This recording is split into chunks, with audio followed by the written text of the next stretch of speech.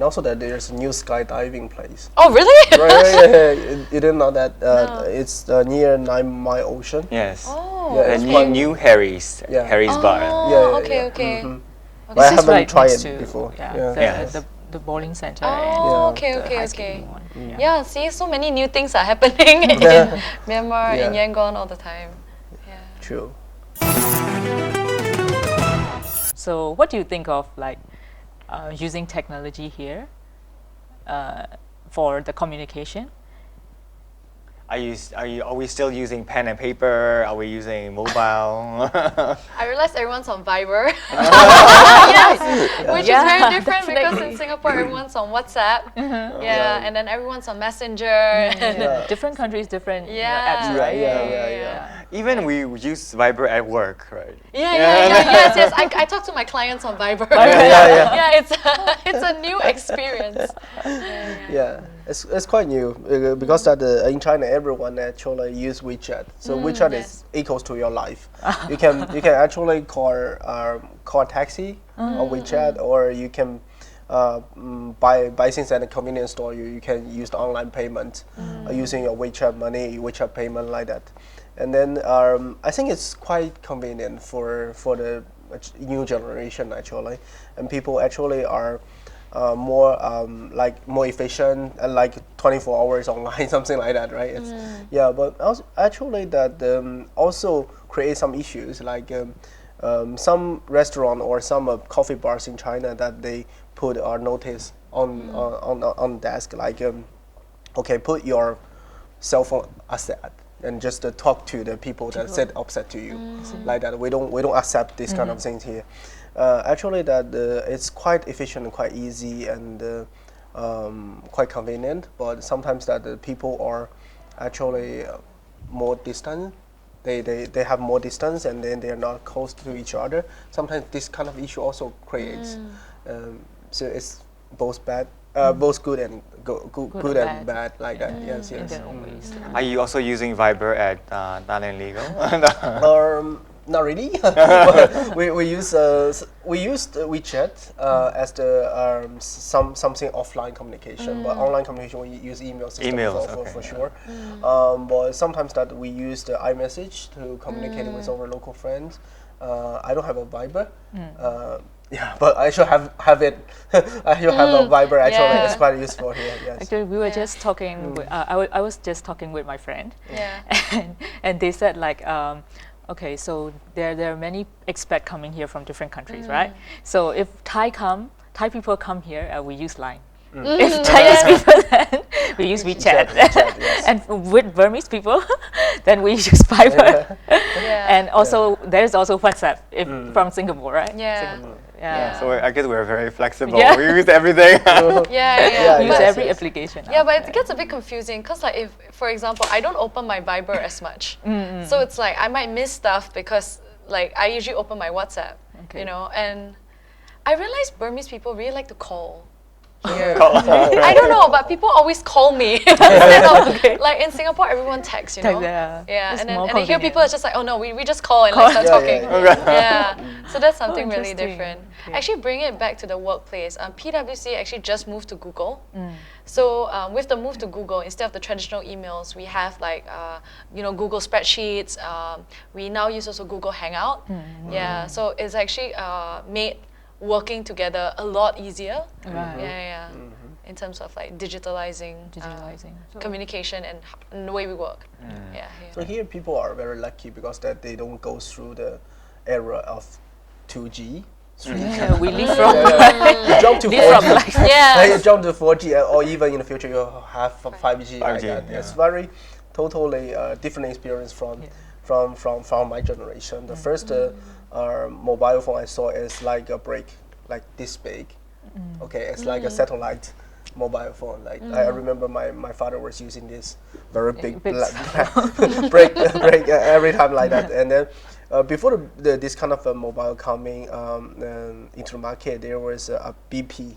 We call it a calling machine. Pages. Pager. Pager. Yeah, it's a pager. We don't really use that in Myanmar. Yeah. It's don't. in the 1990s. No, In the 1990s, Yes, the yeah. pager, and then you leave message, and then you call the call center call and then center. leave message and then they put there. Yeah. And then you need to find a fixed phone and then you pick up and then just return to it. It's quite funny at that time. And then you will have the screen like black and white like at the time, and gradually you have color screen and you have now PDA or this kind of Apple like this kind of iPhones nowadays. But the people here that does not go through that process. They jump to 4G first. Yeah, it's like a smartphones. Yeah, smartphone, and then it's like how to say? It's like a generation, the young generation will facing a very new world like that from nothing but just to 4G. Yes. Yeah. Are there people in that you have encountered here? Are they comfortable using email? I think the young generation is fine. Yeah. But the problem for email is that sometimes it's not that responsive. But it's better to just send an email and follow up with a call or follow up with a Viber. Yeah. Like say, did you receive my email? Please reply when you are free. Like something like that. It's the same. Yeah. My colleagues as well. Whenever I text or leave message, why do you leave message? Just call. It's faster. Okay. Yeah. You have already seen the message and you did not respond to me. What's wrong? Something like that. It's really weird sometimes. Yeah. And I think like people's emails get flooded all the time, so it's like it's easier. Sometimes they miss your emails. So that's why it's important to like follow up with like a call or a text to make sure that they get it. How about the working hours? How many hours are you working now? For us, it's 8 hours. 8 hours? But it's just a week or? No. He wish. For over local staff, it's 8 hours. And then usually that we will have some overtime work, but not that much. Usually that over local staff will be quite understandable about that. They always help us to do a little bit overtime work. It's like that. Yeah, and then but for the foreign staff, actually like me, because I'm running this business on my own, so I have no holidays actually.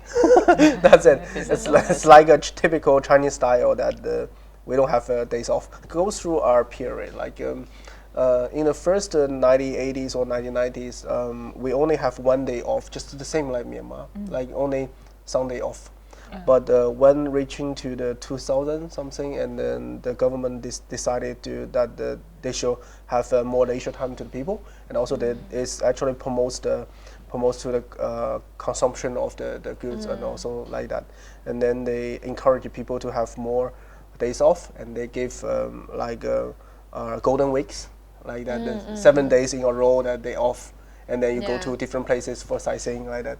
I think it's quite a good measure to protect the welfare of the employees and also promoting the economic as well. It's quite nice. Yes. So the 996 culture is not very prevalent nowadays. That is 996 culture. It's 9 a.m. to 9 p.m. 6 days in a week. It's like that. But because the economic in China is quite stable, but it's just go some downrun like that, because we are under the trade war with US. So the economic is not that growing very rapidly as before. So people need to be working even harder in order to get a job or to get more salary like that. So that's why the 996 is appearing. Maybe like it's that. because also very competitive. Yeah, everyone is because the population, right? Is how many how much is this population in Singapore?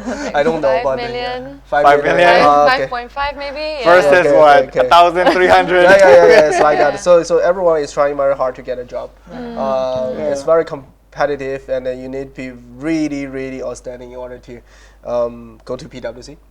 I was working for Deloitte when I was in China. It's like the Big Four alumni like that. But it's actually that quite difficult because that you need to be very outstanding. You need to have a LLM or a master degree or even a doctor degree in order to get a very good job there. But you always have someone is that pushing you like I can do better. I think people often equate longer working hours with hard work. Right.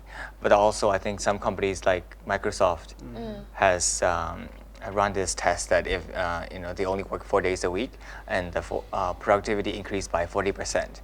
So maybe there's new findings that are showing that you can work shorter hours and still be more productive. True. So, how are you? Actually, to bring it back, like PwC Singapore actually has this flexible working hours. We also have flexible dress. Oh. So, I mean, we trust that employees can dress appropriately, right, for the workplace.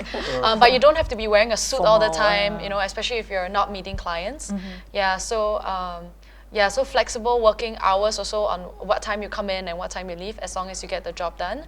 Yeah, so that's something that is in Singapore right now.